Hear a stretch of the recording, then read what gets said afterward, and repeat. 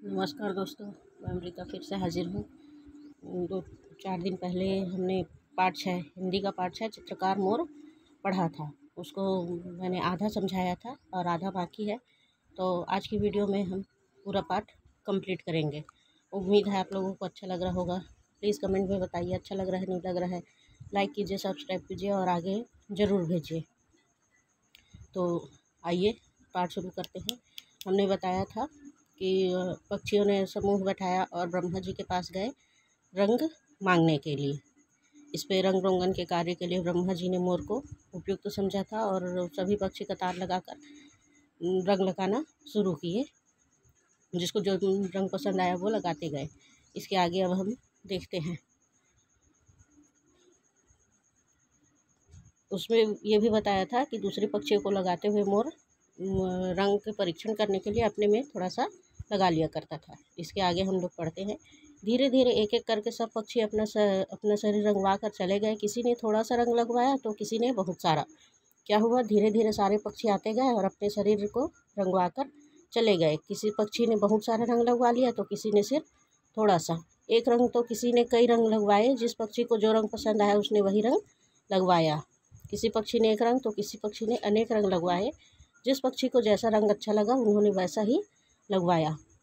कुछ पक्षी ऐसे भी थे जिन्हें अपना सफ़ेद रंग ही प्यारा था। कुछ पक्षी ऐसे भी थे उसमें जिसमें उनको अपना सफ़ेद रंग ही प्यारा लगा। इसलिए उन्होंने कहीं पैर में, चोंच में या पीठ में थोड़ा सा रंग लगवा कर ही संतोष कर लिया। जिस पक्षी को अपना सफ़ेद रंग पसंद था उसने क्या किया, कहीं पर चोंच में, पीठ में या तो पैर में थोड़ा सा ही रंग लगवा कर संतुष्टि कर ली। इधर मोर के पास सारे रंग समाप्त हो चुके थे। रंग समाप्त हो गए, यह देखकर मोर बहुत उदास हो गया। सबको रंग लगाते लगाते क्या हुआ, मोर के पास जो रंग था वो समाप्त हो गया।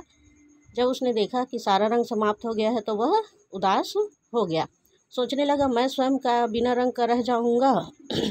दूसरों को रंगने के लिए मैंने इतनी मेहनत की किंतु स्वयं मेरे अपने लिए कोई रंग नहीं बचा। वह सोचता है कि मैं ही बिना रंग का रह जाऊंगा। दूसरों को रंगने के लिए मैंने इतनी मेहनत की, सबको रंग लगाया और मेरे खुद के लिए भी रंग नहीं बचा।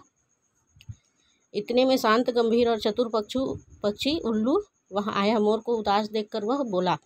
इतने में शांत और गंभीर पक्षी और एक चतुर पक्षी है उल्लू, वह वहाँ आता है। मोर को उदास देखकर वह बोलता है, ओ चितेरे उदास क्यों है। वह मोर से सवाल पूछता है कि ओ चितेरे उदास क्यों है। सब पक्षियों को रंग दिया, अब उदासी क्यों भला। वह पूछता है कि तुमने सब पक्षियों को तो रंग दिया, फिर किस बात की उदासी है। मोर बोला, उल्लू भाई मैं भी कैसा अभागा हूँ। उल्लू के सवाल पे मोर जवाब देता है कि उल्लू भाई मैं भी कैसा अभागा हूँ। सबको रंग बांटता रहा लेकिन मेरे पास अपने लिए तो कोई रंग ही नहीं बचा। वह बताता है कि मैं कैसा अभागा बदकिस्मत हूँ जो सबके रंग बांटता रहा पर मेरे अपने लिए भी कोई रंग नहीं बचा।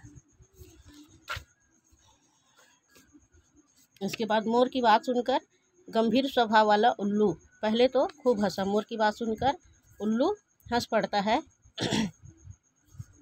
फिर बोला, जरा अपना शरीर तो देख, अपने पंखों को देख, फिर उदास होना। मोर की बात सुनकर उल्लू हंसने लगता है। फिर बोलता है कि तू पहले अपने शरीर और अपने पंखों को देख, उसके बाद उदास होना।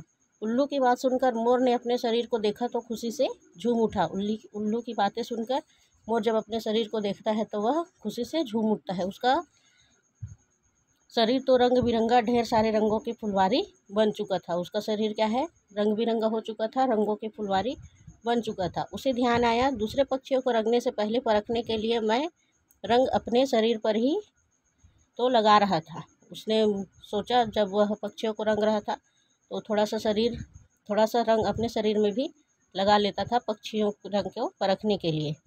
बस ये सारे रंग मेरे अपने हो गए। जो वो रंग लगाते गए पक्षियों के साथ साथ वह सारा रंग उसका अपना हो गया। वह बहुत खुश हुआ। अभी वह अपनी खुशी पूरी तरह से प्रकट भी नहीं कर पाया था कि आसमान पर काले काले बादल छा गए।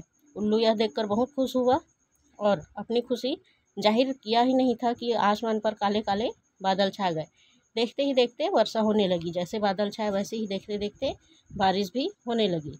सारी पक्षी अपना रंग बचाने के लिए वृक्षों, लताओं, घोंसलों में जा छिपे। सारे पक्षी जो रंग रंगाए थे उन्होंने अपना रंग बारिश से बचाने के लिए घोंसले और लताओं में जाकर छिप गए। बेचारा मोर इतना भारी भरकम शरीर लेकर कहाँ जाता, किंतु मोर, उसका शरीर भारी था, वह अपना शरीर लेकर कहाँ जाता। उसे लगा कि अब तो पानी की बूंदें उसके सारे रंग धो डालेगी।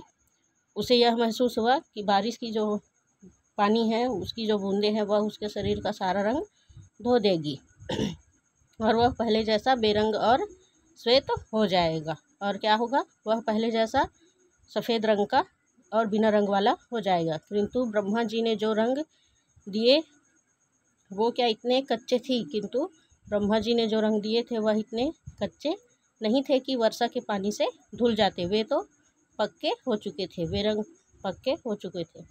मोर ने देखा पानी की बूंदों का तो उसके शरीर पर, उसके रंगीन पंखों पर कोई असर ही नहीं हो रहा है। जब मोर देखता है कि बारिश वाले जो पानी है वो उसके शरीर पर और उसके रंगे हुए पंखों पर कोई असर नहीं हो रहा था, बस फिर क्या था, खुशी के मारे उसने सारे पंख फैला लिए और नाचने लगा। उसने जब देखा कि मेरे शरीर का रंग नहीं धुल रहा है तो वह खुशी के मारे सारे पंख फैला लेता है और नाचने लगता है।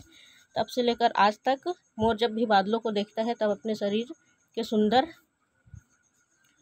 सुंदर रंगों को देखकर पंख फैलाकर नाचने लगता है। उसी समय से लेकर आज तक जब भी मोर बारिश होता है तो अपने पंखों के सुंदर रंग को देखकर खुश हो जाता है और अपने पंख फैलाकर नाचने लगता है। तो दोस्तों, ये था हमारा पाठ 6, चित्रकार मोर। आज यहाँ कंप्लीट होता है। प्रश्न और अभ्यास और उसके जो भी हैं वो हम अगले वीडियो में देखेंगे। प्लीज़ ज़्यादा से ज़्यादा शेयर कीजिए, आगे बढ़ाइए। मैं आप लोगों के लिए और प्रयास करूँगी। हो सकता है कुछ त्रुटि हो मेरे वीडियो में, अगर हो तो प्लीज़ कमेंट में बताइए, मैं उसको सुधार कर अच्छा करने का प्रयास ज़रूर करूँगी। धन्यवाद।